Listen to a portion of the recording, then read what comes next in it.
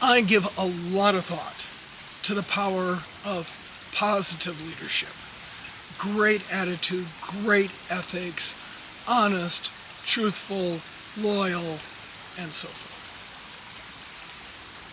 Conversely, I've given thought recently to something I'll call the shadow of negative leadership. And let me explain. A leader may not have a positive attitude, may not be ethical, may not be honest, may not care about others, may not connect with the people they are charged to lead. And we may very much disagree because we don't believe it is good for the whole, and it certainly is not reflective of our values. But a leader is still a leader. And whether consciously or subconsciously, we fall under their shadow.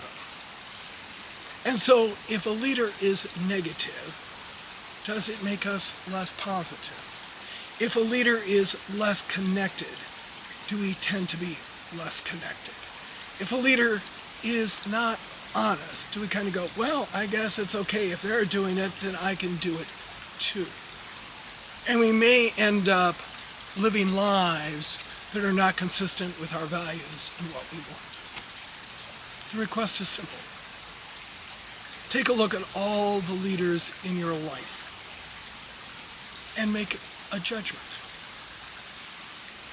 Is that reflective of my values? And if not, I encourage us to step out from that shadow and live lives that are true to our values of positive actions, the connectivity, ethics, honesty, good, strong community standards.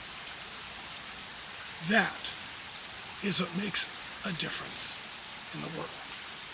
If you like this, hit that like button. Please share and subscribe. I offer individual coaching on career growth, leadership development, new leader mentorship, workplace satisfaction, as well as consulting on strategy, cultural change, and team performance. My contact information is in the description. Thank you.